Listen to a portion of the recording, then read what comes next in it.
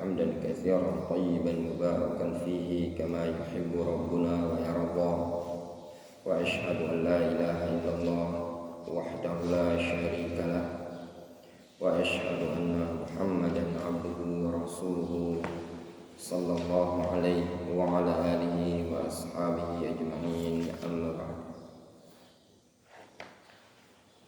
Kita lanjutkan pada pembahasan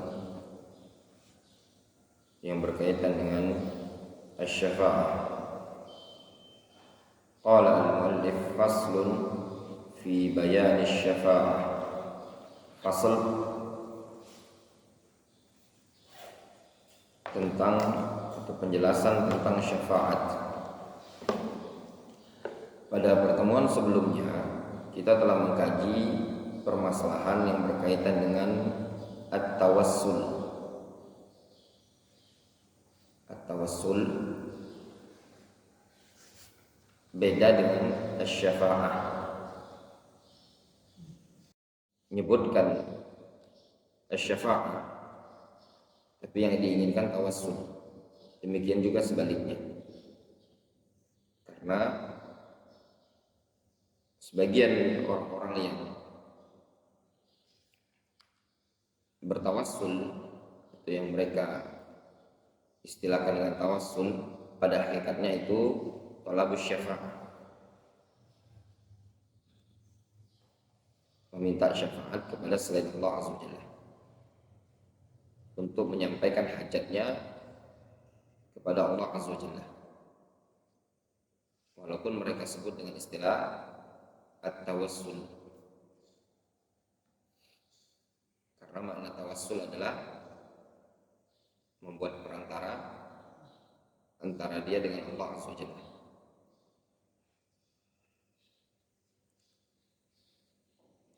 Sehingga jangan antum gampang menyalahkan sebagian para masyayikh kita, para ulama kita ketika mengkritisi orang-orang yang bertawassul di kuburan. Karena pada hakikatnya terkadang hakikat yang mereka lakukan adalah thalabus syafa'ah. Ya. Sehingga istilah tawassul tersebut adalah membuat perantara.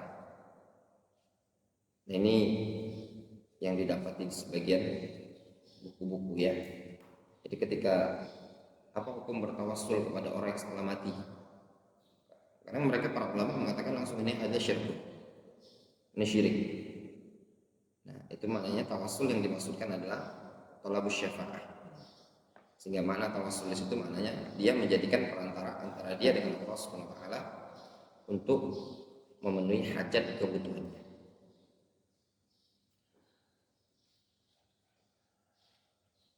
Jelas ya? Itu makna tawassul.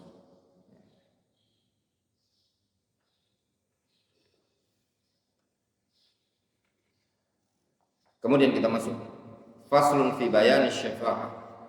Asy-syafa'ah lughatan ja'lul witri syaf'an. Asy-syafa'ah secara bahasa ja'lul witri syaf'an, menjadikan sesuatu yang ganjil menjadi genap. Itu namanya syafa'ah. Membuat sesuatu yang ganjil menjadi genap. Itu disebut dengan asy-syafa'ah secara bahasa. Asy-syafa'ah genap bahasa kita. Yang tadinya 3 rakaat atau menjadikan 4 rakaat namanya syafa'ah secara bahasa. Diddul witri, ya, lawan dari ganjil. Wastilahan, adapun secara istilah,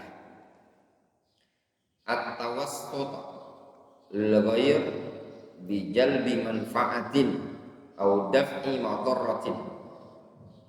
Secara istilah, syafaat adalah at-tawassut lil-ghair, menjadi penengah untuk orang lain, bijalbi manfaatin,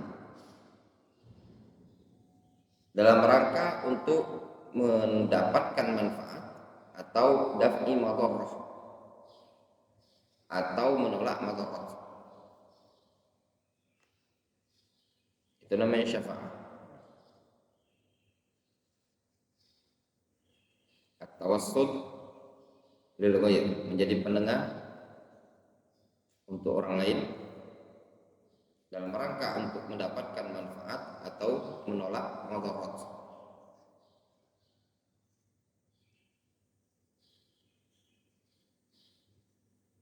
Paham ya? Fazah. Contoh misalkan ya, dalam kehidupan sehari-hari. Antum sakit, fazah. Mau masuk rumah sakit, butuh kamar, ruangan, hubungi dokter Fikih. Nanti dokter Fikih yang menjadi perantara supaya antum cepat dapat ruangan.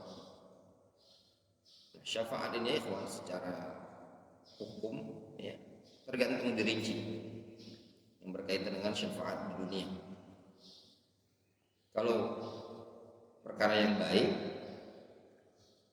yang tidak memudaratkan orang lain, tidak merugikan orang lain, maka memberi syafaat dalam perkara tersebut ma'jur, diberi pahala.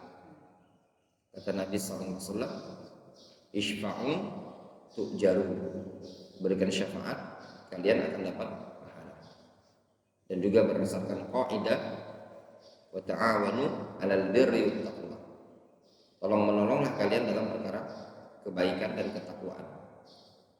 Allah Azza wa Jalla juga berfirman, man yashfa' syafa'atan hasanatan yakul lahu nasibum minha, siapa yang memberikan syafaat dengan syafaat yang baik, maka dia akan mendapatkan bagian pahala dari kebaikan tersebut. Sebaliknya, kalau dia memberikan syafaat pada perkara yang menzalimi orang lain, atau syafaat tersebut melanggar syariat, maka itu dosa. Allah Azza wa Jalla berfirman dalam Al-Quran, wa man yashfa' syafa'atan sayyi'atan yakul lahu kiflum minha, siapa yang memberikan syafaat dengan syafaat yang buruk, maka dia akan menanggung dosanya. Ketika ada seorang wanita makhzumiyah yang mencuri lalu ingin dihukumi, dipotong tangan, ditegakkan hukum had pada dia, orang-orang mengatakan coba lobby Rasulullah SAW melalui perantara Usama bin Zaid. Apa kata Nabi SAW? Ya Usama, atashfa'u fi haddin min hududillah, law anna Fatimah binta Muhammadin saraqat laqata'tu yadaha, atau laqata'tu yadaha. Kata Nabi SAW, ya Usama, engkau ingin memberikan syafaat dalam masalah hukum had yang telah Allah tetapkan. Wallahi law anna Fatimah binta Muhammadin saraqat laqata'tu yadaha, sungguh demi Allah, kalau seandainya si Fatimah putri beliau mencuri, akan kupotong tangannya. Itu berkaitan dengan syafaat di dunia ini ya. Namun yang pembahasan di kita ini bukan syafaat yang seperti itu. Wastilahan at-tawassul lil ghair bi jalbi manfaatin aw daf'i madharratin wa hiya naw'an. Yang pertama syafa'atun manfiyah, yang kedua syafa'atun mutsbatah. Al-ula asy-syafa'atul manfiyah, syafaat yang ditiadakan. Qala Allah Subhanahu wa ta'ala, wa anzir bihi alladhina yakhafuna an yuhsyaru ila rabbihim laisa lahum min dunihi waliyyun wala syafi' la'allahum yattaqun. Berikan peringatan dengannya kepada orang-orang yang takut untuk dikumpulkan kepada Allah Azza wa Jalla, bahwasanya mereka tidak memiliki penolong dan tidak memiliki pemberi syafaat. La'allahum yattaqun, semoga barangkali mereka mau takut bertakwa kepada Allah Azza wa Jalla. Kata Syekh Ibnu Taimin, fi hadhihi ayat nafyu syafa'ah min dunillah. Pada ayat ini terdapat peniadaan syafaat dari selain Allah Azza wa Jalla. Ay min duni idnihi, tanpa ada izin dari Allah Azza wa Jalla. Wa mafhumuha annaha thabitatun bi idnihi. Ya, yang difahami namanya mafhumul mukhalafah, yang difahami dari ayat ini syafaat itu sabit dengan izin Allah Azza wa Jalla. Yang ditiadakan apa? Biduni idnihi. Wa hadha huwal maqsud, dan ini yang dimaksudkan. Fasyafa'ah min dunihi mustahilah. Syafaat dari selain Allah itu mustahilah. Wa bi iznihi jaizatun wa mumkinah. Sedangkan syafaat dengan izin Allah itu sesuatu yang memungkinkan akan terjadi. Wa amma indal muluk fa jaizatun bi iznihim wa bi ghairi iznihim. Adapun syafaat di sisi para raja itu boleh, bisa saja terjadi dengan izin mereka tanpa izin mereka. Ya, namanya manusia gampang. Tapi di sisi Allah Subhanahu wa taala tidak ada yang bisa memberikan syafaat kecuali dengan izin Allah Subhanahu wa taala nanti di hari kiamat. Qala Abu Abbas Ahmad ibn Abdul Halim ibn Abdul Salam Al-Harrani al-ma'ruf Ibn Taimiyah. Kata Ibn Taimiyah rahimahullah taala, asy-syafa'atu allati nafaha al-Qur'anu ma kana fiha syirkun. Walihada athbata asy-syafa'ah bi'idnihi. Kata Syekhul Islam Ibnu Taimiyah, syafaat yang ditiadakan dalam Al-Qur'anul Karim adalah syafaat yang padanya terdapat kesyirikan. Oleh karena itulah Allah menetapkan adanya syafaat dengan izin Allah Azza wa Jalla.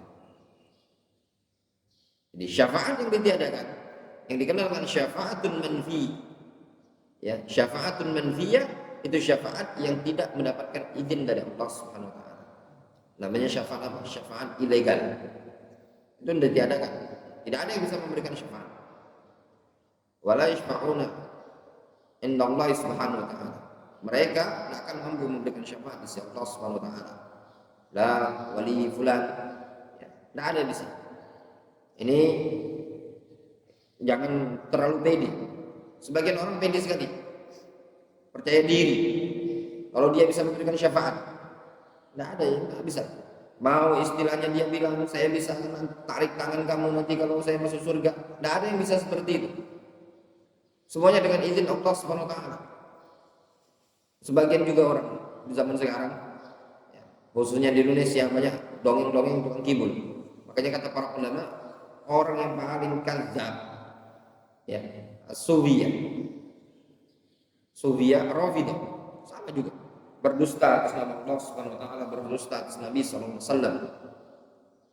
Seakan-akan mereka bisa memberikan syafaat. Syekh fulan, wali fulan diklaim bisa memberikan syafaat, apalagi mengklaim ya bahwasanya mereka termasuk dzurriyyatun Nabi sallallahu alaihi wasallam, keturunan Nabi sallallahu alaihi wasallam, bahwasanya mereka tidak akan umat manusia berjumpa dengan Nabi sallallahu alaihi wasallam melainkan dengan jalan mereka, syafaat mereka, sampai mengatakan ente enggak kenal Rasul enggak kenal ente. Kalau ente enggak minta syafaat kepada ahlul bait, keluarga keturunan Nabi, Rasul mana kenal ente. Enggak ada. Emang ente masuk surga? Kayaknya surga milik dia. Para kadzabun. Ya. Dajjalun min dajjal. Oh, orang Indonesia gampang dibodohi ya. Enggak ada keistimewaan. Ya. Mentang-mentang berasal dari Tarim. Ya. Kalau bilang di Tarim istimewa, Anda juga udah pernah ke Tarim. Kaki Anda udah pernah ninjakan Tarim itu tadi. Kalau syaratnya Tarim adalah pernah ke sana, udah jadi wali, berarti Anda udah jadi wali ini. Itu tadi. Kampung Inat itu, kampungnya Abu Bakar bin Salim, yang katanya pasirnya itu, pasir kuburan itu dijual mahal berkah segala macam, itu udah pernah di sana, udah pernah kita kasih kalimat tausiah di sana. Jadi udah pernah di Tarim, ya. Yang katanya orang Tarim itu adalah syekh man la syekh lahu, guru bagi orang yang tidak punya guru, ya. Yang katanya sebagian orang itu saking berkahnya kota Tarim itu, keberkahan pada negeri dan penduduk Tarim. Yang katanya sampai sebagian orang juga ada yang mengatakan di sebagian orang pun nggak mau ke tanah haram, nggak pernah haji, nggak pernah umroh, dia mau ditarim karena kan eh, cari keberkahannya. Nah, itu semuanya khurafat ya. Khurafat. Terlalu berlebihan. Kemudian as-tsaniyah yang kedua, asy-syafa'atul mutsbatah. Syafaat yang mutsbatah. Kalau Allah Subhanahu wa taala. Sehingga ya ikhwan diambil kaidah. Syafaat al-manfiyah, syafaat yang ditiadakan itu adalah syafaat yang tidak resmi. Itu saja simpelnya. Ada syafaat yang ditiadakan. Apa syafaat yang ditiadakan? Syafaat yang tidak resmi, ilegal. Ada pula istilah syafaat ilegal. Ada. Untuk yang legal itu ada ketentuan, ada syarat. Nah, apa syaratnya? Disebutkan dalam ayat. Ya. Yang akan kita baca itu dalam surah An-Najm. Itu syaratnya. Qala Allah Subhanahu wa taala, "Wa kam min malakin fis samawati la tughni syafa'atuhum syai'an." Betapa banyaknya malaikat yang ada di langit, syafaatnya tersebut tidak bisa membuat cukup umat manusia, tidak bisa menyelamatkan umat manusia, illa, melainkan apa? Min ba'di ayyadzanallahu liman yasha wa yarda. Melainkan apa? Setelah Allah izinkan bagi siapa yang Allah kehendaki dan Allah ridhoi. Sehingga syafaat al-mutsbata ketentuannya ba'dal izin. Yang kedua, ar-ridha an syafi' wal masyfu'ina. Keridhaan Allah terhadap yang memberi syafaat dan yang dikasih syafaat. Dipahami? Contoh, seseorang dikasih izin oleh Allah Azza wa Jalla untuk memberi syafaat, berarti Allah SWT ridho terhadap orang tersebut. Ya enggak? Yang kedua apa? Setelah mendapat izin. Tidak setiap orang untuk bisa memberikan syafaat, dan tidak setiap orang mendapatkan syafaat. Syafaat tersebut harus untuk orang yang Allah ridhoi. Siapa yang Allah ridhoi? Ahlu tauhid, orang-orang yang bertauhid kepada Allah Azza wa Jalla. Tidak sekali dongeng sampai sebagian mereka ada yang mengatakan orang meninggal, ahlu maksiat segala macam, kasih dia kertas, tulisin, taruh tuh, bawa kepalanya dia bilang, Fulan, nanti kalau ente ditanya mungkar atau nakir, tunjukin aja buku ini, catatannya, rekomendasi. Bukan tangkap polisi, kalau tangkap polisi di jalan, bawain untuk perihal kartu anggota Kak Lidi misalkan, nah, mungkin iya lolos dari razia polisi, malaikat mana kenal ente. Mereka punya keyakinan wali itu lebih tinggi martabatnya dibandingkan nabi. Sampai sebagian mereka itu meyakini wali-walinya itu punya tasarruf fil kaun, punya kemampuan untuk mengatur alam semesta ini tadi. Namanya tasarruf fil kaun. Itu keyakinan mereka. Dan itu musbat. Bukan dongeng, ada di buku-bukunya. Kemarin atau 2 hari yang lalu, karena dapat potongan video sudah diedit, dirapikan. Jadi bentuk-bentuk pengakuan para tokoh-tokoh sufia yang mengklaim mereka punya kemampuan untuk mengatur alam semesta. Disebutkan di antaranya Abu Bakar bin Siddiq. Wajar diagung-agungkan, dielulukan, yang ada di kampung Inat di Karib, disebutkan diyakini bahwasanya dia bisa punya pengaruh dalam mengatur alam semesta ini tadi. Alhamdulillah. Ini lagi ramai di Karib, ya, orang berbondong-bondong berziarah ke kuburan yang diklaim sebagai kuburan Nabi Hud. Ya, kuburan Nabi Hud. Kemarin nggak sempat langsung. Tarim itu ada Hadramaut, ada 2 tempat yang belum sempat dikunjungi kemarin karena agak jauh. Yang pertama kuburan Nabi Hud, pengkeliman kuburan Nabi Hud, ada di atas bukit. Ini jaraknya itu udah agak jauh antara Oman dengan Yaman. Satunya sumur yang paling buruk di muka bumi. Sumur yang paling buruk di muka bumi, sumur Barhaut. Sumur Barhaut yang disebutkan dalam hadis, sebaik-baik air di muka bumi adalah air Zam-Zam. Dan seburuk-buruk sumur di muka bumi, air yang berasal dari sumur Barhaut. Nah ini belum sempat ketemu. Agak jauh dari kota Tarim. Dia masuk Hadramaut, tapi jauh.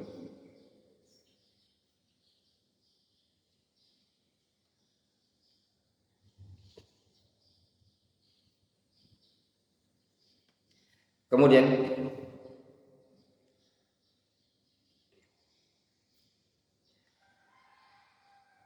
wasyafa'atul mutsbatah la takunu illa li ahli tauhid. Wasyafa'atul mutsbatah la takunu illa li ahli tauhid wal ikhlas. Syafaat mutsbatah tidak akan terjadi melainkan untuk ahli tauhid dan ahli ikhlas. Wa tanqasimu ila qismain. Syafa'atul mutsbatah terbagi menjadi 2 macam. Awalan syafa'atun khasah bin Nabi sallallahu alaihi wasallam. Syafaat yang khusus untuk Nabi sallallahu alaihi wasallam. Syafaat yang khusus untuk Nabi sallallahu alaihi wasallam. Maksudnya apa ya, kawan? Tidak ada yang bisa memberikan syafaat tersebut melainkan Nabi sallallahu alaihi wasallam. Itu maksudnya syafaat yang khusus dengan Nabi sallallahu alaihi wasallam. Yang pertama, syafaatul uzma. Syafaatul uzma. Yang kedua, asy-syafa'ah fi ahlil jannah ayyadkhuluha. Syafaat bagi ahlul jannah untuk masuk ke dalam surga. Yang ketiga, asy-syafa'ah fi ammihi Abi Thalib ayyukhaffaf anhu. Syafaat untuk paman beliau yaitu Abu Thalib agar diringankan azabnya.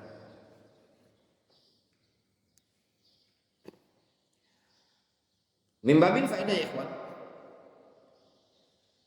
Ada ta'liq di situ yang berkaitan dengan laqab Ibnu Taimiyah.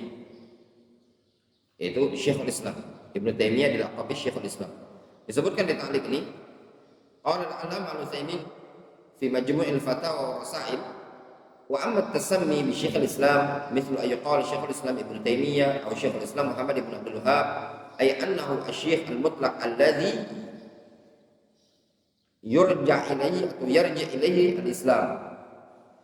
Adapun bernama atau berlakab dengan istilah Syekhul Islam seperti Syekhul Islam Ibnu Taimiyah, Syekhul Islam Muhammad ibn Abdul Wahhab, itu maknanya beliau adalah syekh yang mutlak yang dijadikan rujukan pada Islam ini tadi.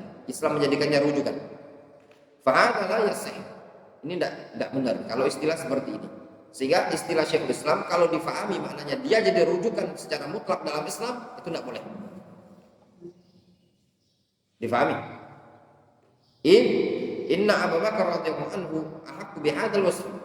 Karena Abu Bakar radhiyallahu anhu lebih berhak, lebih layak untuk disifati dengan sifat ini.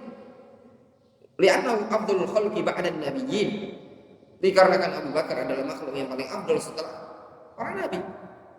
Walakin idza qasada bihadzal wasfi annahu jaddada fil Islam asara lahu atharun thayyib fi ad-difa' anhu fala ba'sa bi itlaqi. Akan tetapi kalau yang qusida bihadzal wasf, apabila diinginkan dengan sifat seperti ini bahwasanya dia adalah orang yang memperbarui Islam ini tadi sehingga muncul dampak pengaruh yang sangat bagus di dalam pembelaan terhadap Islam, maka tidak masalah diitlaqkan laqab Syekhul Islam. Difahami? Jadi istilah Syekhul Islam itu maknanya apa? Syekhnya Islam. Maknanya rujukan dalam Islam. Itu maksudnya apa? Maksudnya beliau telah memperbaharui apa-apa yang telah dirusak dalam agama Islam ini tadi, membenahi apa-apa yang ditinggalkan oleh umat manusia dan punya pengaruh, punya dampak membela Islam. Nah ini boleh dilaqabi sebagai Syekhul Islam. Adapun kalau yang diinginkan dari laqab Syekhul Islam adalah dia dijadikan rujukan dalam seluruh bidang agama, kemudian ditokohkan bahkan seakan-akan melebihi Nabi SAW. Nah, ini tidak boleh, ya, tidak diperbolehkan. Selain Nabi SAW, qauluhu imma yurad wa imma yuqbal. Kadang ditolak, kadang diterima.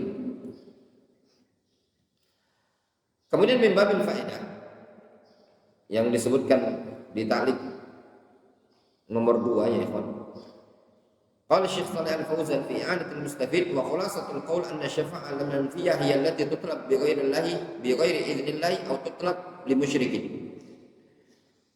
Kesimpulan berkaitan dengan syafaat al-manfiyah adalah syafaat yang diminta dari selain Allah Azza wa Jalla atau diminta untuk seorang kaum musyrik. Tadi yang Anda bilang ya, syafaat manfiyah itu syafaat yang diminta tanpa izin Allah Azza wa Jalla atau untuk orang yang musyrik. Karena syarat syafaat resmi itu dia setelah dapat izin dari Allah dan ditujukan kepada orang yang Allah ridhoi dari kalangan ahli tauhid. Kemudian berkaitan dengan syafaatul uzma, di situ disebutkan dalam hadis an Adam ibni Ali, dari Adam ibnu Ali, dari Adam bin Ali. Qala sami'tu ibnu Umar, aku mendengar Abdullah bin Umar radhiyallahu anhuma yaqul, Abdullah bin Umar pernah mengatakan, innan nasa yasiruna yaumal qiyamah jusan.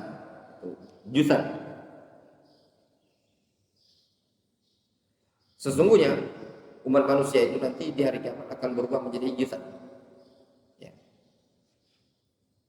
Jasad-jasad gitu. Jusan itu jamak dan jusan, jasad. Maksudnya gini, mereka setelah wafat, ini kritikan juga ya Pak, kurang tepat kalau ada yang bilang kita akan mengantarkan Bapak Fulan ke peristirahatan terakhir ke kuburan. Itu bukan peristirahatan terakhir ya, tapi apa itu? Persinggahan, awal persinggahan menuju negeri akhirat. Nabi SAW mengatakan innal qabr awal manzilin min manazilil akhir. Sesungguhnya kuburan itu awal kali persinggahan dari persinggahan perjalanan menuju negeri akhirat. Hancur jasadnya dalam tanah. Nanti di hari kiamat yasiruna yaumal qiyamah jusan. Mereka nanti di hari kiamat akan berubah lagi menjadi jasad. Difahami? Dibangkitkan. Jusan itu artinya jasad. Jadi utuh gitu. Dibangkitkan jasadnya. Kullu ummatin tatba' nabiyah. Setiap umat akan mengikuti para nabinya. Yaqulun, mereka mengatakan, ya fulan isfa', wahai fulan berikan syafaat kepada kami, hatta tantahiya syafa'atu ila nabi sallallahu alaihi wasallam, fadzalika yaum yab'atsuhumullahu al-maqamal mahmud. Sampai berjumpa dengan atau berakhir syafaat tersebut kepada Nabi SAW, itu adalah hari yang Allah SWT bangkitkan Nabi kita Muhammad SAW untuk mendapatkan al-maqam al-mahmud. Kata para ulama, al-maqam al-mahmud adalah asy-syafa'atul uzma. Gimana dalam ayat? Asa ayyab'atsaka rabbuka maqaman mahmudan. Jelas? Jadi syafaat yang khusus bagi Nabi SAW adalah syafa'atul uzma. Kemudian syafa'atu fi ahlil jannah ayadkhuluha. Syafaat untuk penduduk surga supaya bisa masuk ke dalam surga. Ini juga syafaat yang khusus, tidak bisa diberikan kepada selain Nabi SAW. Hanya Nabi SAW yang bisa mendapatkannya untuk memberikan syafaat kepada orang-orang yang berhak masuk surga agar bisa masuk ke dalam surga. Disebutkan dalam hadis dari Anas bin Malik, Rasulullah SAW bersabda, ana awwalun nas yashfa' fil jannah. Aku adalah orang yang pertama kali memberikan syafaat di surga. Bagaimana bentuk syafaatnya ya, kawan? nanti penduduk surga akan masuk ke dalam surga. Pada saat di depan pintu surga mereka terhalangi, tidak bisa masuk. Sampai datang Nabi kita Muhammad SAW, beliau mengetok pintu surga. Kemudian penjaga surga bertanya, siapa engkau? Muhammad. Kata Nabi SAW, disebutkan dalam hadis, malaikat mengatakan, dengan orang tersebutlah aku diperintahkan untuk membukakan pintu ini tadi. Jadi umat Nabi Muhammad SAW tidak akan bisa masuk ke dalam surga sampai Nabi SAW yang melobikan bahasa kitanya untuk dibukakan pintu surga tersebut. Adapun syafaat Nabi kita Muhammad SAW untuk paman beliau Abu Thalib juga ada hadisnya. Ada Anas radhiyallahu anhu atau Al-Abbas bin Abdul Muttalib, dari Al-Abbas bin Abdul Muttalib radhiyallahu anhu annahu qala, Al-Abbas pernah mengatakan, ya Rasulullah, hal nafa'ta Abu Thalib bi syai'in fa innahu kana yahuduka wa yardabu laka. Ya Rasulullah, apakah engkau telah memberikan manfaat untuk Abu Thalib dengan sesuatu yang bisa engkau berikan kepada Abu Thalib? Sesungguhnya dulu dia biasa membela engkau, bahkan marah kalau ada orang ganggu engkau. Kata Al-Abbas, bilang ke Rasul, Al-Abbas ini siapanya Rasul? Paman beliau juga ya, paman beliau. Kata Al-Abbas, ya Rasulullah, apa ya sih yang kau berikan kepada paman beliau engkau Abu Thalib? Dulu biasa bela engkau. Apa kata Nabi SAW? Naam, ya, saya memberikan manfaat untuk paman saya. Huwa fi dhahdahin min narin walau la ana la kana fi darkil asfali minan nar. Dia berada di mana? Dhahdah. Ya, dhahdah itu disebutkan dalam syarah. Antum kalau berada di air, kemudian air tersebut cuma membasahi kedua mata kaki antum, itu namanya dhahdah. Ada banjir sedikit itu berdiri, yang tenggelam cuma kedua mata kaki, itu namanya dhahdah. Nah, ini Abu Thalib berada di dhahdah neraka. Kalau bukan aku, kata Rasul, walau la ana la kana fid darkil asfali minan nar. Kalau bukan aku, dia berada di bawah dasar neraka. Ya. Ini syafaat dari Nabi SAW untuk paman beliau Al-Abbas ibnu Abdul untuk paman beliau yang bernama Abu Thalib. Abu Thalib ini subhanallah ya, dia sebenarnya banyak pembelaan terhadap Islam, tapi Abu Thalib tidak masuk dalam agama Islam. Beliau mati dalam keadaan kufur. Ali bin Abi Thalib mengatakan, ya Rasulullah, inna ammaka Abdul qad mata kafir. Ya Rasulullah, pamanmu yang sesat tersebut itu mati dalam keadaan kafir. Ya, itu pernyataan anaknya langsung, itu Ali bin Abi Thalib radhiyallahu anhu. Apa yang menghalangi Abu Thalib untuk tidak mau masuk ke dalam agama Islam? Yang menghalanginya diantaranya adalah al-jalisus su, teman-teman yang buruk. Ketika Abu Thalib menjelang wafat, ada beberapa orang di samping Abu Thalib yang tetap mengompori Abu Thalib agar berada di atas agama nenek moyang. Datang Nabi Muhammad SAW menziarahi Abu Thalib pada saat menjelang wafat. Kata Nabi SAW, ya ammi, qul la ilaha illallah kalimatan wahaju laka biha illallah. Wahai pamanku, ucapkan kalimat la ilaha illallah, dengan kalimat tersebut aku akan bela engkau di hadapan Allah Azza wa Jalla. Kata dua orang tersebut, Abdullah bin Abi Umayyah dan Abu Jahal. Ya. Apa kata mereka? Ya Abu Thalib, atarghabu an millati Abdul Muttalib. Ya, wahai Abu Thalib, apakah engkau benci terhadap agama nenek moyang kita, agamanya Abdul Muttalib? Rasul tetap ngajak mengucapkan kalimat la ilaha illallah, tapi ternyata Abu Thalib tetap kokoh di atas agama nenek moyang, sehingga Abu Thalib mati dalam keadaan kafir, musyrik, bukan sebagai muslim. Keliru ya kalau Abu Thalib dikatakan mati dalam keadaan muslim. Tidak, mati dalam keadaan kafir, musyrik. Rasul yang bilang Abu Thalib ada dalam neraka. Difahami? Seperti itu. Ada riwayat yang menyebutkan Abu Thalib mati dalam keadaan muslim, semuanya tidak ada yang sahih. Semuanya dhaif. Difahami? Karena ada yang mengatakan mungkin seperti itu. Ada suatu bait syair yang disebutkan oleh para ulama, ya. Walaupun sebagian ada yang mengatakan itu syairnya mu'tal munqati', ya. Seperti Syekhuna Yasin Al-Adani dalam syarah Ta'liq Aqidah Hawiyah, Abu Thalib mengatakan, "Laqad alimtu bi anna dina Muhammadin khaira adyanil bariyati laula al-malamata aw hidara masammatin la ra'aitani samhan bidaka mubinan."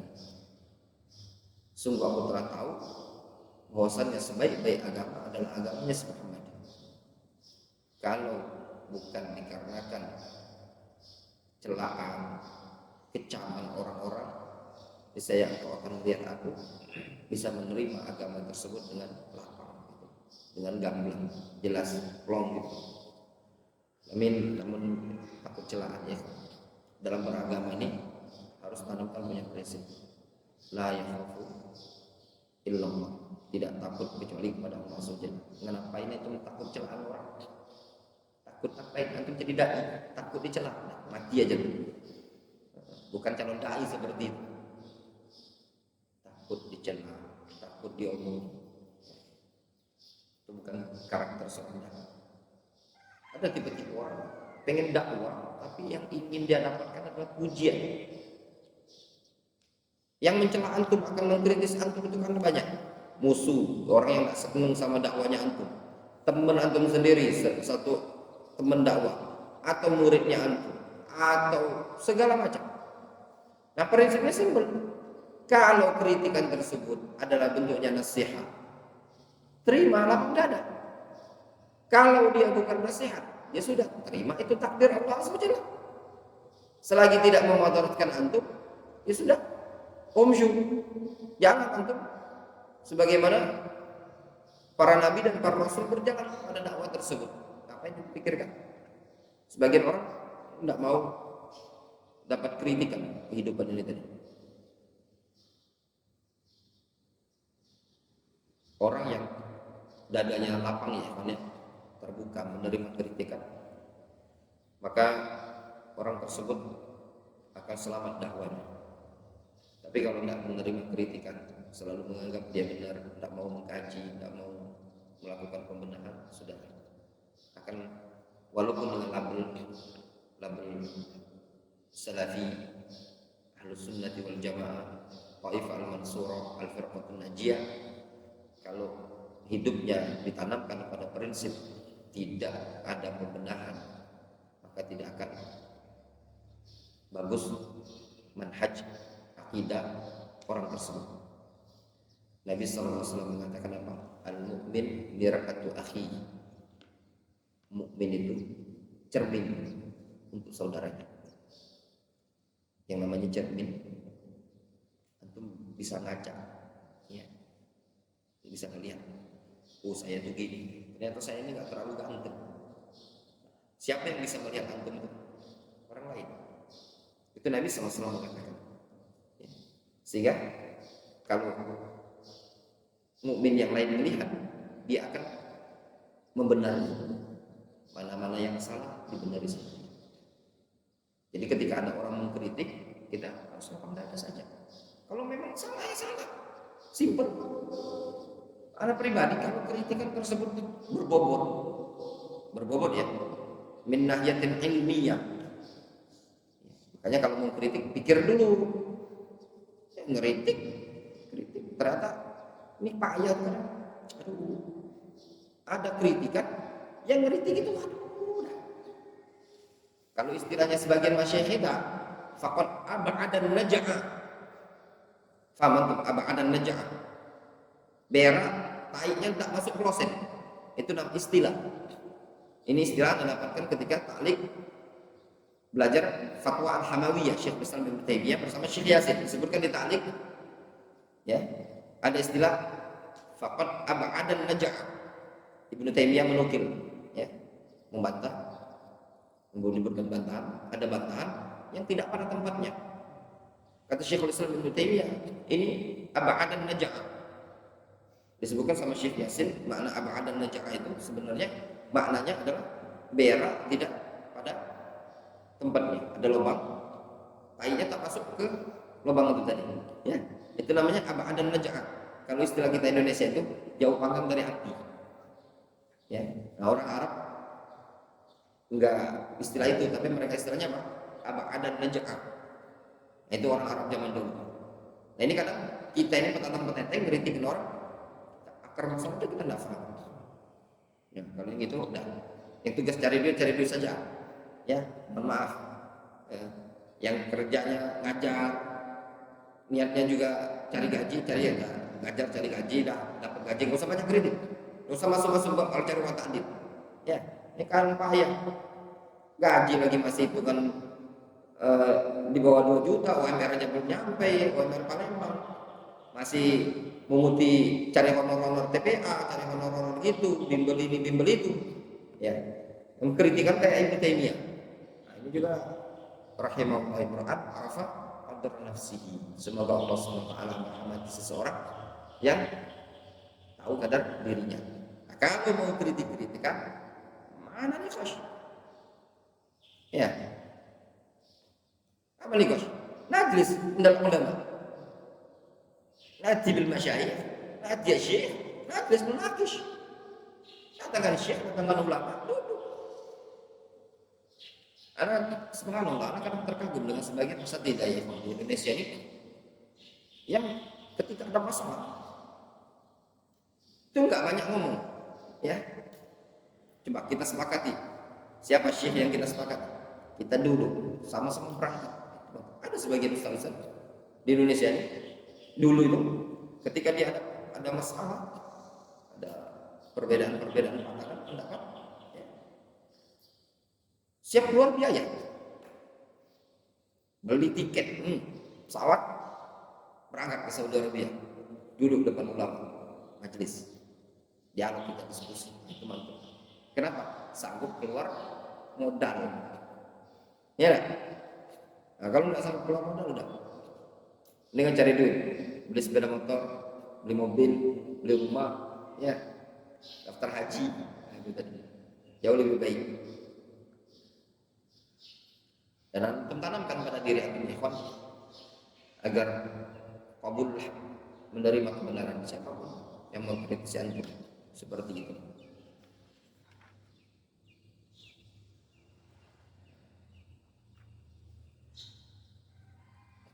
Yang kedua, as-saniyah syafa'atun 'amatun yadkhulu fiha ghairuhu minal mu'minin.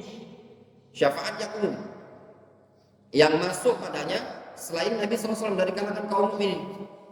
Ya ikhwan, yang bisa memberikan syafaat sebenarnya selain Nabi SAW ada juga al-mujahidun, orang-orang yang meninggal dalam keadaan syahid bisa memberikan syafaat, para malaikat, orang-orang soleh bisa memberikan syafaat. Yang pertama, asy-syafa'ah fi man istahaqqan nar alla yadkhulaha. Yang pertama, syafaat pada orang yang berhak masuk neraka untuk tidak masuk neraka. Dia berhak masuk neraka, tapi tidak jadi masuk neraka dikarenakan syafaat. Sudah terdata mau masuk neraka karena ada yang ngasih syafaat, tidak jadi masuk neraka. Qala sallallahu alaihi wasallam, Rasul mengatakan, "Ma min rajulin muslimin yamutu fa yaqumu ala janazati 40 rajulan la yusyrikuna billahi syai'an illa syafa'ahumullahu fi."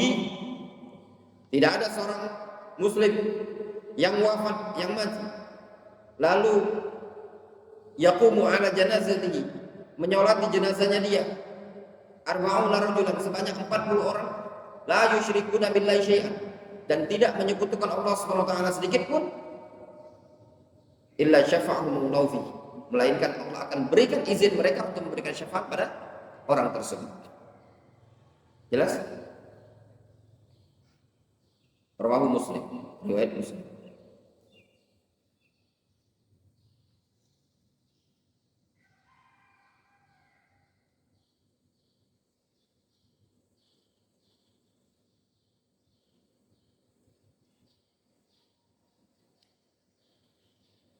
Kemudian kata beliau, min fadli tauhid annahu yata'adda naf'uhu ila ghairihi. Termasuk keutamaan tauhid, kemanfaatan tauhid itu berdampak pada selainnya, ya, pada orang lain. Ini keutamaan tauhid apa enggak dalam hadis ini? Yang nyolat ini ahlu tauhid apa bukan? Ahlu tauhid kan? Fayaqumu ala janazatihi arba'una rajulan la yusyrikuna billahi syai'an. Yang menyolatinya 40 orang yang tidak menyekutukan Allah. Maknanya ahlu tauhid. Di antara keutamaan ahlu tauhid, kemanfaatan tauhid, yata'adda ila ghairihi. Ya. Berdampak pada orang lain. Kemudian syafaat yang kedua, asy-syafa'ah fi man dakhala an-nar ay yakhruja minha. Syafaat untuk orang yang sudah divonis masuk ke dalam neraka agar keluar dari neraka tersebut.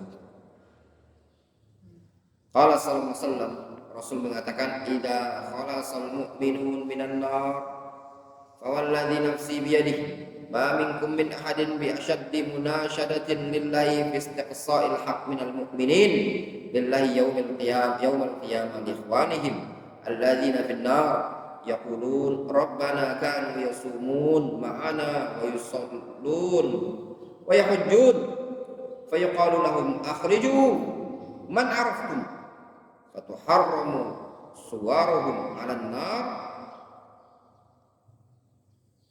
fayukhrijuna khalqan katsiran. Masya Allah ya. Idza khalasul mu'minun minan nar, tatkala kaum mukminun selamat dari neraka. Jadi ada kaum mukminun yang selamat dari neraka. Fa wallazi nafsi biyadihi, kata Rasul, sungguh demi zat yang jiwaku berada di tangannya, ma minkum, tidak ada di antara kalian ini min ahadin, seseorang pun bi asyaddi munasyadatin lillah fi istiqsa'il haq minal mu'minin yaumal qiyamah. Tidak ada seorang pun dari kalangan kalian ini yang sangat-sangat berharap meminta kepada Allah Subhanahu wa taala di dalam menghitung atau merinci al-haq dibandingkan kaum mukminin terhadap Allah, dari kaum mukminin terhadap Allah Subhanahu wa taala di hari kiamat untuk saudara-saudara mereka yang telah masuk dalam neraka. Ya. Maksudnya gini.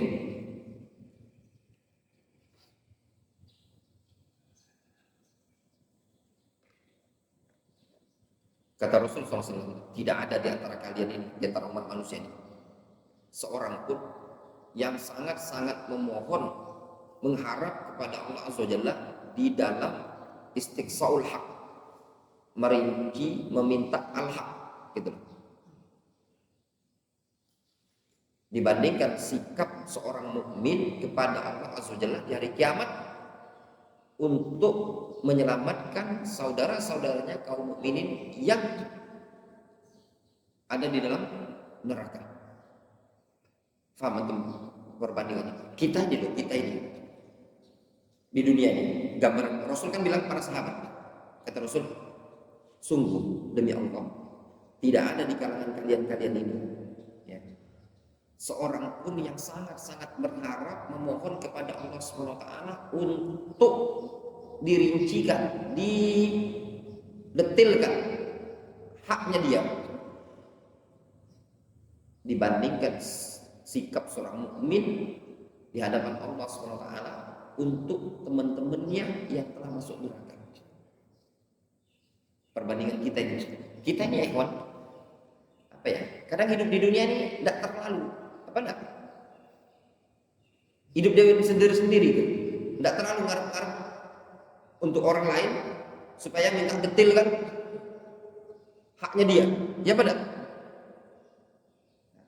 Kalau nanti dari kiamat sampai kaum mukminin ini dia nggak mau gitu loh, teman-teman dia dari kalangan kaum mukminin masuk ke dalam neraka gitu loh, karena jatahnya seorang mukmin itu tidak layak dimasukkan ke dalam neraka. sehingga dia mengharap kepada Allah Subhanahu wa taala secara detail agar haknya ditunaikan, yaitu dimasukkan ke dalam surga, dikeluarkan dari neraka. Yaqulun, mereka mengatakan, Rabbana, wahai Rabb kami, kanu yasumuna ma'ana wa yusalluna ma'ana wa yahujjun. Ya Allah, dulu sholat sama kami, ya Allah. Ya Allah, dulu puasa sama kami, ya Allah. Dulu mereka berhaji, ya Allah. Difahami? Siapa ini? Kaum mukminin, ya ikhwan. Bukan person tertentu, kaum mukminin bisa memberikan syafaat untuk mukmin yang lain. Tapi tidak bisa antum wandai. Antum mengatakan nanti anak kasih syafaat antum Ahmad. Atau anak bilang kepada antum kalau rajin semuanya kerja bakti nanti anak kasih syafaat di hari kiamat. Emang syafaat milik anak? Difahami? Surga milik anak. Enak kali ngomong kayak gini. Inti Pak, kalau adil bersikap adil nanti saya kasih syafaat. Saya tarik tangan Bapak surga. Emang dia udah duluan masuk surga? Itu urusan dari hari kiamat. Yauma yafirrul mar'u min akhihi wa ummihi wa abihi wa sahibatihi wa banihi. Fayuqalu lahum, lalu dikatakan kepada mereka, akhriju man araftum. Udah keluarkan saja siapa yang kau kenali. Fatuharram suwarahum 'alan nar, sehingga jasad-jasad mereka, surah-surah bentuk-bentuk mereka tadi diharamkan pada untuk neraka. Fayukhrajuna khalqan katsiran, sehingga dikeluarkan jumlahnya sangat banyak sekali. Yang ketiga, syafa'ah fi raf'id darajatil mu'minin fil jannah. Syafa'at berupa terangkatnya derajat kaum mukminin di surga. Jadi ada kaum mukminin, ya, dia sudah masuk ke dalam surga dengan syafaat bisa terangkat derajatnya. Baca ya. Qala Allah Subhanahu wa ta'ala, walladzina amanu wattaba'athum dzurriyyatuhum biimanin alhaqna bihim dzurriyyatahum wa ma alatnahum min 'amalihim min syai'.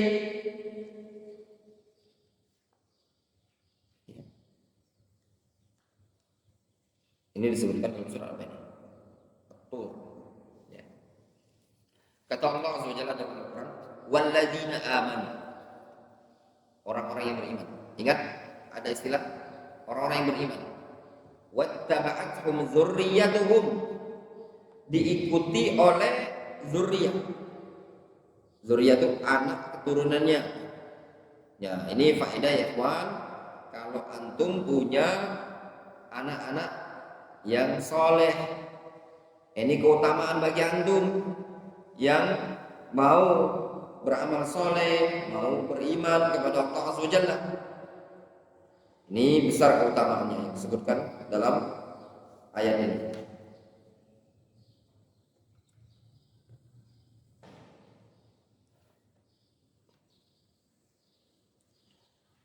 Kata Allah Azza wa Jalla, walladzina amanu wattaba'athum dzurriyyatuhum biimanin, orang yang beriman dan diikuti oleh zuriyah, keturunan mereka, diikuti dengan keimanannya tadi.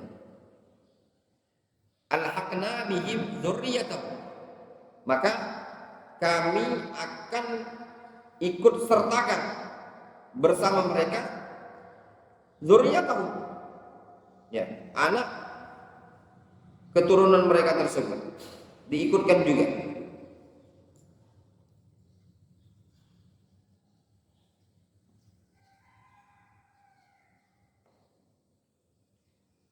Wa ma alatnahum min amalihim min syai', dan kami tidak, ya, angkat derajat mereka itu tersebut atau masukkan golongan mereka itu dengan sebab amalan mereka, bukan dikarenakan amalan mereka.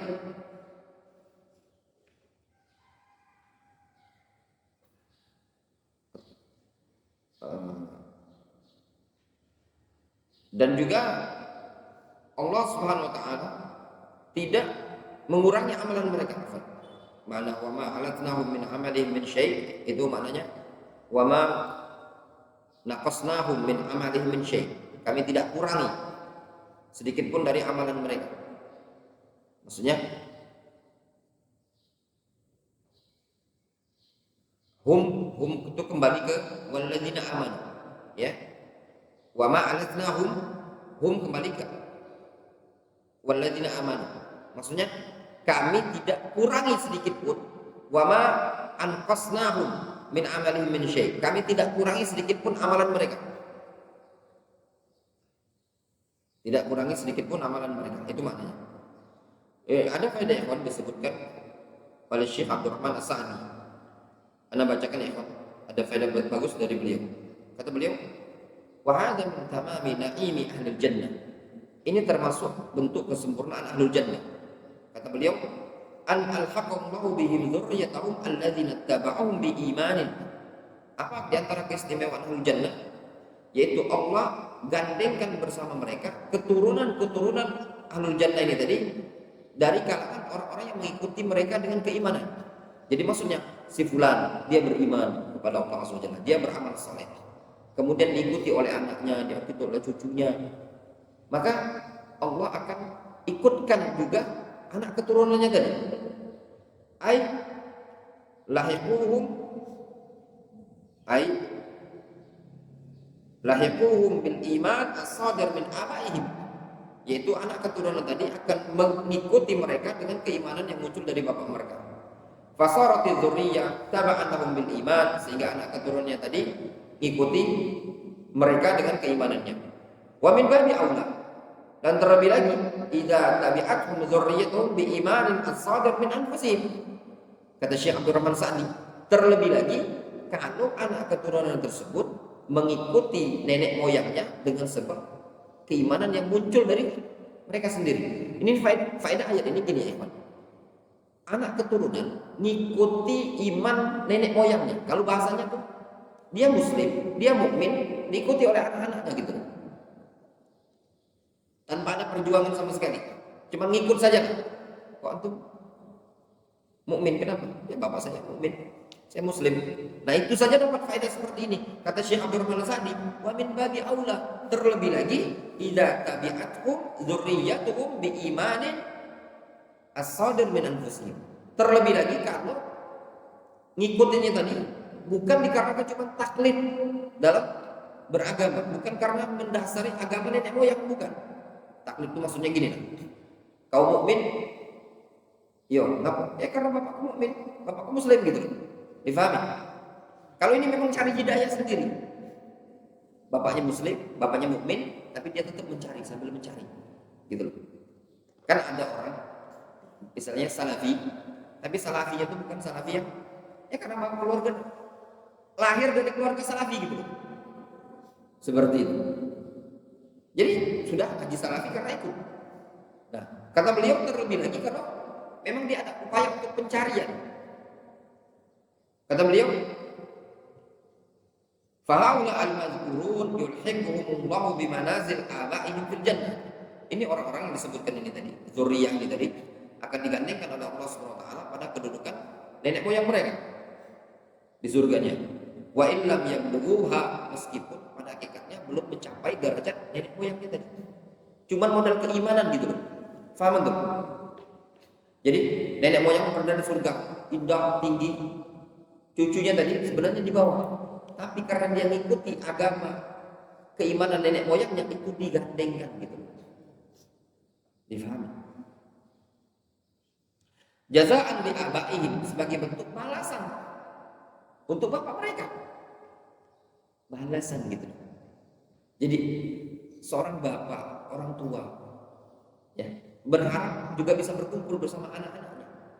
Karena anak-anaknya beriman, sebagai bentuk balasan pemuliaan terhadap bapaknya, bukan pemuliaan terhadap anaknya, pemuliaan terhadap bapaknya, Allah ikutkan gitu. Subhanallah, itu faedah orang yang beriman dan beramal saleh ya, ikhwan. Anaknya bisa kita perhatikan. Itu di akhirat, apalagi di dunia. Jelas ketika ada orang yang berbuat saleh, beramal saleh di dunia, Allah jaga anak keturunannya.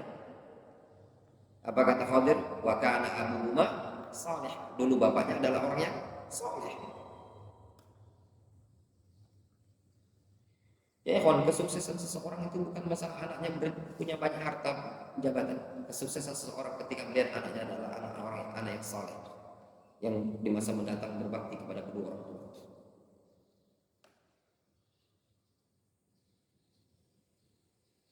Kita mengenal seseorang, ya. Ada seseorang yang bapaknya atau emaknya kalau salah di panti jompo. Anaknya kalau dibilang orang yang sukses semuanya sukses, ya. Di panti jompo, gak ada yang mau masuk, gak ada yang mengurus, kayak gitu, ya. Kemudian kata Syekh Abdul Rahman As-Sa'di, anda bacakan yang tafsir. Kata beliau, walamma kana rubbama tawahama mutawahhimun anna ahlal jannah kadzalik yulhiqullahu bihim dzurriyyatahum akhbara annahu laysa hukmud darain hukman wahidan fa inna ad-nar darul adl wa min adlihi ta'ala alla yu'adzib ahadan illa bi dhanbin. Tatkala terkadang ada orang yang menduga bahwasanya penduduk neraka itu seperti itu juga, maka pasti Allah Subhanahu wa taala akan ikut sertakan juga. Maka Allah Subhanahu wa taala kabarkan bahwasanya hukum dua negeri ini, surga dan neraka, bukanlah satu hukum. Ya. Neraka adalah negeri keadilan. Subhanallah, ya kan. Hikmahnya Allah Subhanahu wa taala, betul-betul Allah Subhanahu wa taala Maha Adil, Maha Hikmah, Maha Rahmah. Rabbana wasi'ta kulla syai'in rahmatan wa ilman. Ya Rabb kami, Engkau ilmu dan rahmatnya sangat luas. Antum sadar kan? Ini mukmin masuk surga. Ada anak keturunannya, mukmin, ya. Maka sama-sama masuk surga. Maka derajat bapaknya yang tinggi tadi bisa narik derajat anaknya. Faham? Apakah berlaku untuk penduduk neraka? Ada bapaknya masuk neraka, ya, nyemplung di bawah. Anaknya masuk neraka tapi tidak terlalu nyemplung di bawah. Apakah dikarenakan bapaknya tadi masuk neraka di bawah, anaknya ditempelkan di neraka paling bawah? Jawabnya tidak. Kata Syekh Abdul Rahman As-Sa'di, ya, laisa hukmud darain hukman wahid. Hukum surga neraka itu bukan satu hukum. Fannar darul adl, neraka itu tempatnya keadilan. Apa makna tempat keadilan? Kalau bapaknya banyak dosa dimasukkan ke tempat yang paling bawah. Kalau anaknya dosanya tak layak di bawah, masih tempat yang masih atas-atasan neraka, ya dimasukkan di bagian selayaknya dia, gitu loh. Difahami? Beda dengan surga. Surga adalah rahmat, neraka adalah bentuk keadilan. Itu yang lebih tepat. Ya, dimasukkan orang ke dalam neraka sebagai bentuk keadilan dari Allah SWT. Dimasukkan orang ke dalam surga sebagai bentuk rahmat dari Allah Subhanahu wa taala. Kemudian kata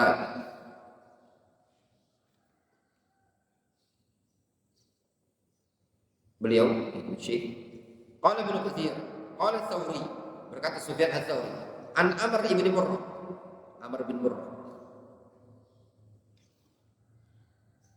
an Sa'id bin Jubair, an Ibnu Abbas.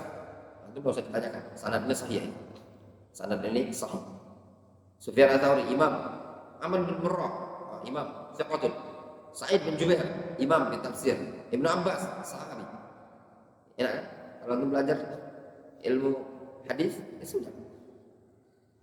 Abdullah bin Abbas mengatakan, innallaha la yarfa' dzurriyyatal mu'min fi darajatihi wa in kanu dunahu fil amal litaqarra bihim ainuhu.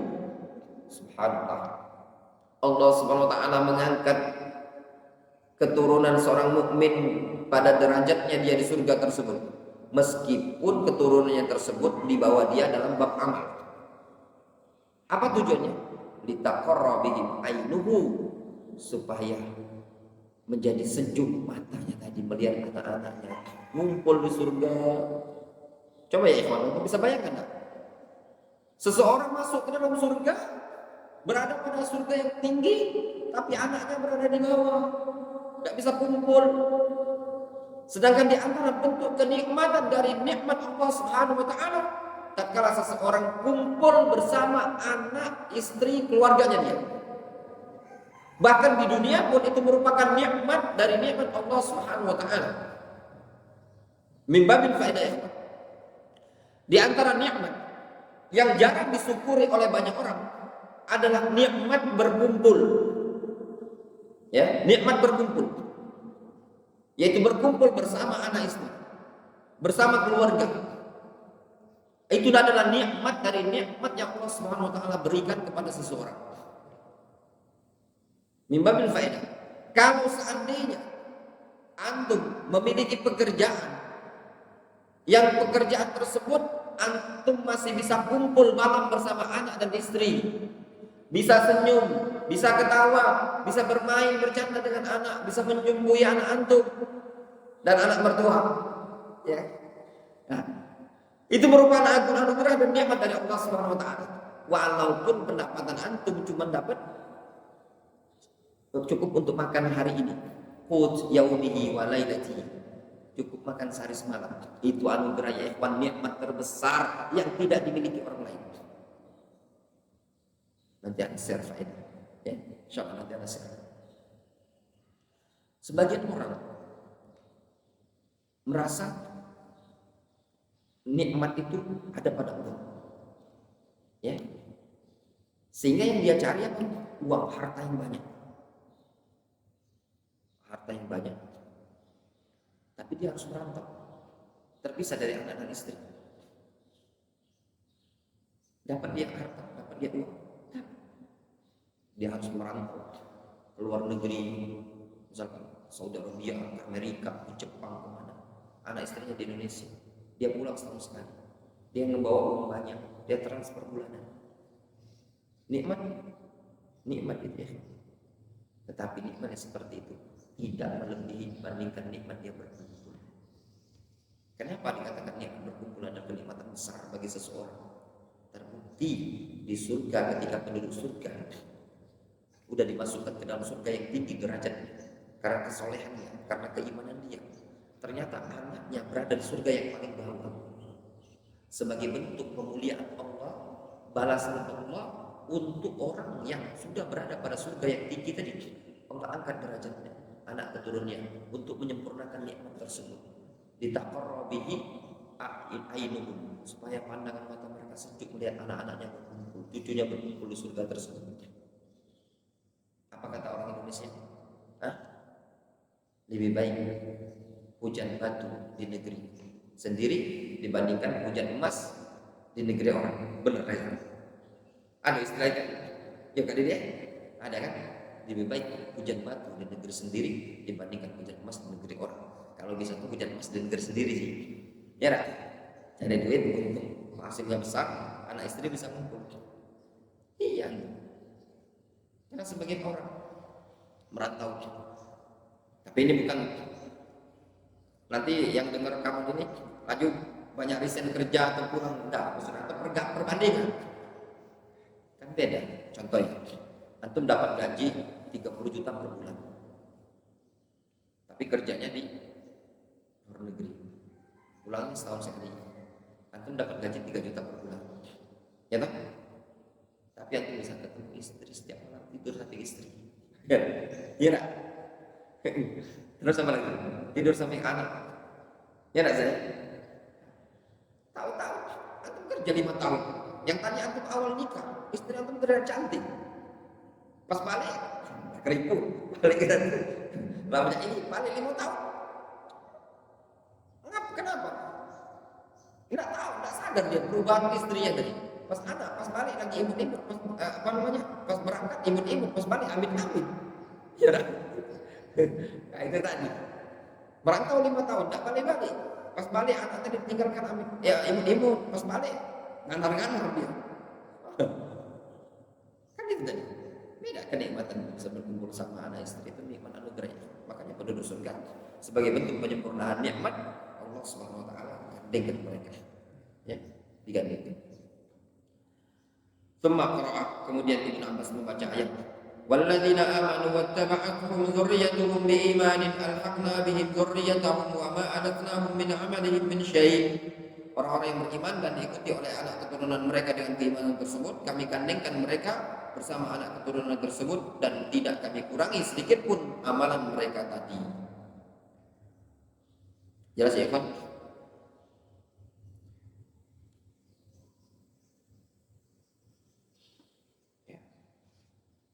Wallahu ta'ala shawab. Adapun yang kedua itu syafaat fid dunya. Nah, ini syafaat fid dunya ada dua macam. Nanti insyaallah kita lanjutkan besok pagi. Naktafi bihadza.